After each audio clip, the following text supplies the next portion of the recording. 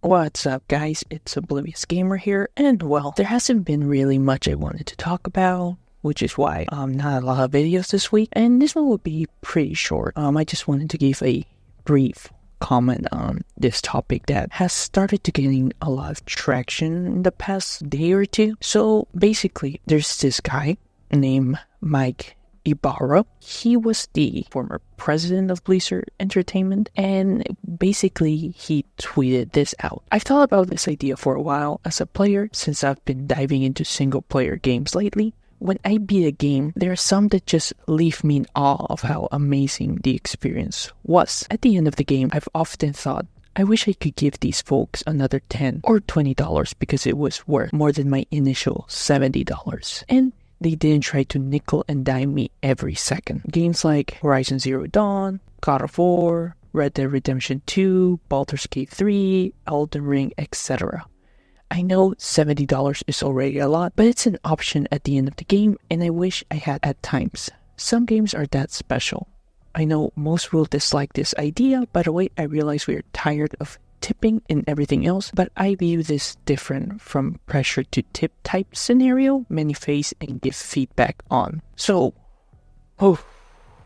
there's a lot here. One, I'm not going to comment about the whole tipping culture and how things have been going, how tipping is very big in the US, but obviously in some other areas it isn't. The whole discussion of how out of control it is, what is the solution, blah, blah, blah, blah. I'm not going to come from that angle. I feel that's a can of worms that I'm not going to even try to talk about. My problem with this, and I think a lot of people also would see this, is will those $10 or $20 actually go to the developers? In the end of the day, I think a lot of people, they are fans of certain franchises, they're fans of certain games, they have a great experience, and I think some people, like this guy said, like, sure, they might be willing to give some money when the game is over.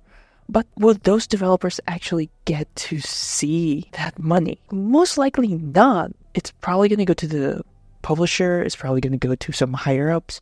In the end of the day, if the developers ever get to see anything, it's probably going to be very miserable return. I mean, this guy was the CEO. Like, he probably wasn't even in the trenches with the developers actually grinding day and night when making games. This guy had like a freaking golden parachute when he leaves the company. Like, currently the gaming industry is facing one of the worst years ever in terms of job security. Layoffs all over. People are losing their jobs left and right. All because a lot of these CEOs, investors, and higher-ups think that these companies have potential of infinite growth, which has led them to make horrible mistakes, which had in turn affected the lives of so many people. So the fact that this guy, it's not even a developer that was like, hey guys, can we do this? It's a CEO, the guy that gets the most money when he dips out of the company once he manages to sell it. I think that's for me what gets me. Obviously, like I said,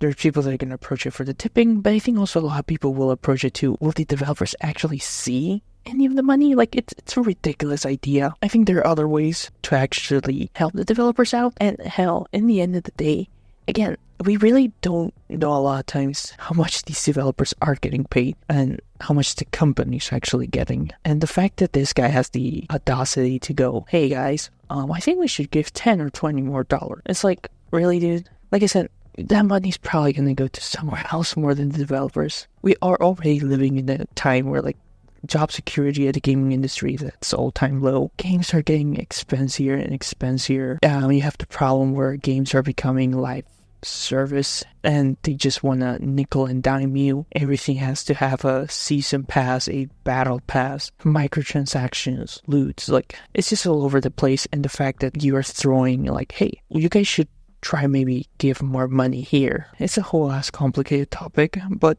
in the end of the day, I think this is just ridiculous. Coming from him, you know, of all people. The guy who gets to jump off with a golden parachute when things go wrong, while everybody else loses their job and has to scramble what they're gonna do and how they're gonna survive tomorrow. I don't know. Like I said, this thing has been getting a lot of traction.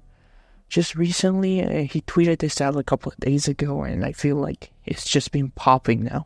But yeah, not much to talk about. Just some brief of my thoughts. As always, so feel free to leave your thoughts. As always, hope you have a wonderful day or night, wherever you are.